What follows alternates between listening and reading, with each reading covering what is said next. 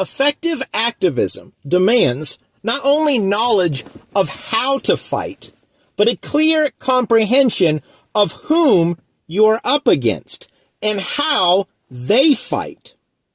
Our ideological enemies, they excel at cloaking themselves within familiarity, unsheathing the knife with one hand while they shake your hand with the other. It is thus critical that we learn to recognize those foes who hide in plain sight.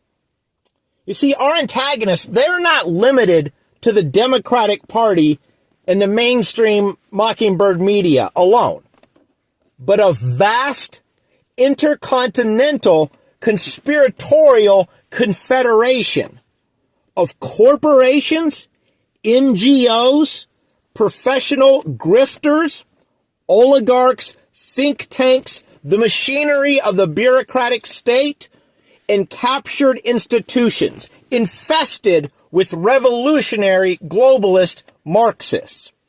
See, each of these operates individually in a sort of mutualistic symbiosis with some of the others.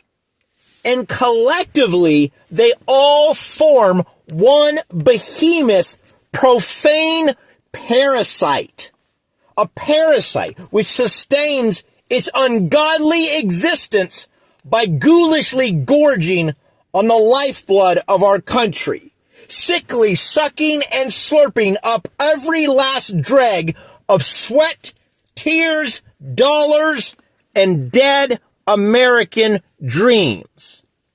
Now, the corrupted cause that draws together this array of disparate entities towards a common objective, it is literally world domination. The total transformation of the populace into a dumb, docile, dependent, compliant herd, utterly incapable of resisting subjugation by an emerging global regime. Now, a few of the stealthy strategies employed by this unholy alliance to further their iniquitous ends are as follows. 1. They insidiously leverage their influence to aid in the election of officials at all levels of government who are hostile to Americans' liberties. NGOs, for instance, are often typically partially funded by taxpayers, and therefore they masquerade as completely non-partisan entities. In reality, though, many of them operate as unspoken auxiliaries of the Democrat agenda, funneling resources into promotion of their electoral candidates. An example of this would be the rabidly racist, hyper-partisan Urban League. 2. Our foes collaborate to erase countries' borders, to dilute national identity, and dissolve cultural cohesion through promotion of suicidal immigration policies and unchecked mass migration. You see, this fractures social unity in service of a singular unspoken goal to reduce nations to pliable, borderless provinces of a growing global governance. So an example of this is the despicable Catholic Charities USA, which directs substantial federal funding into actively aiding illegal immigration. That's right, Catholic Charities USA, at least prior to Trump, used your tax dollars to facilitate illegal immigration. 3. A loose confederacy of deep state-aligned corporations, activist NGOs, and the vulturous grifter class has transmogrified the American workplace into a crucible for social engineering. HR managers and directors of diversity, they sanctimoniously preach to their immense employee base seemingly benign codes of conduct packaged as nonpartisan universal values, ones which appear at first glance to be beyond reproach. For who would want to draw allegations of racism by openly opposing something called diversity? No one. Yet you see, these seemingly enlightened new workplace norms draped with pleasant pastel labels, they are in truth a herd of Trojan horses for radical leftist ideology, which ingeniously perpetuates ancient ignorant ideas such as discrimination. How? By presenting them as the very antithesis of their true selves. For who would want to draw allegations of racism by openly opposing something dubbed diversity and inclusion? No one. Those sound like positive terms. Yet you see, these seemingly enlightened new workplace norms, draped with pleasant pastel labels, they are in truth a herd of Trojan horses for radical Marxist ideology.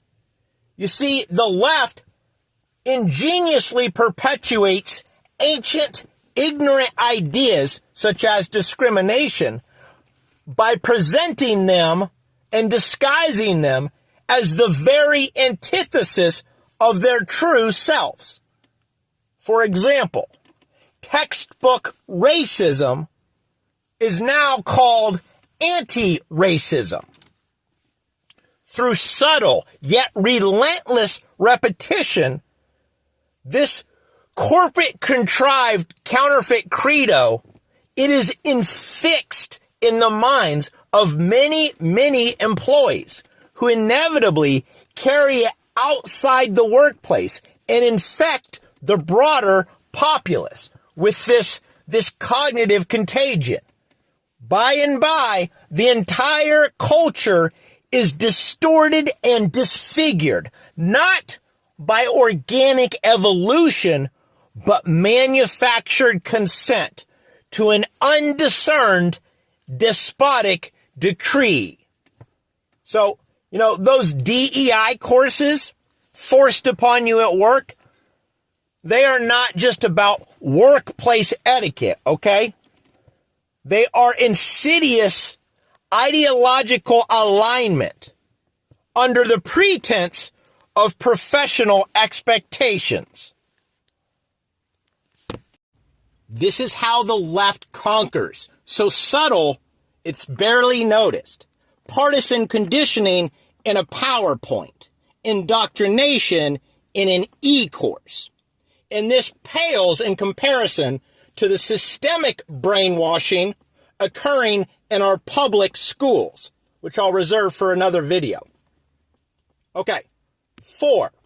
The covert collaboration of university-affiliated policy institutes, such as, for instance, the Stanford Internet Observatory, and corporations like Google, this enables the government to slip its constitutional constraints by outsourcing censorship to a third party. See, it gets around its constitutional limitations by having someone else do its censorship. The deep state extends its iron grip by laundering censorship through NGOs who execute state censorship under the guise of combating the nebulous supposed scourge of misinformation.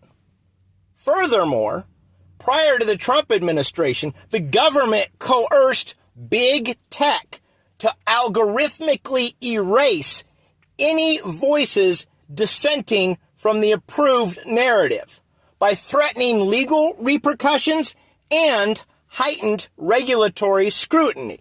And of course, many big tech platforms still engage in this nefarious behavior. I can attest to it. I myself have been shadow banned on YouTube. So, the deep state carries out speech suppression by proxy, tyranny by delegation. Okay, in summation, one of the very first steps in effectively resisting subjugation is to clearly recognize it for precisely what it is. In this video, I've identified some of the foremost forces arrayed against conservatives: NGOs, woke corporations, the grifter class, think tanks, the embedded DC bureaucracy, and of course, the captured institutions. Okay, in forthcoming videos, I will share with you specific practical actions that we can all take to push back against these implacable adversaries.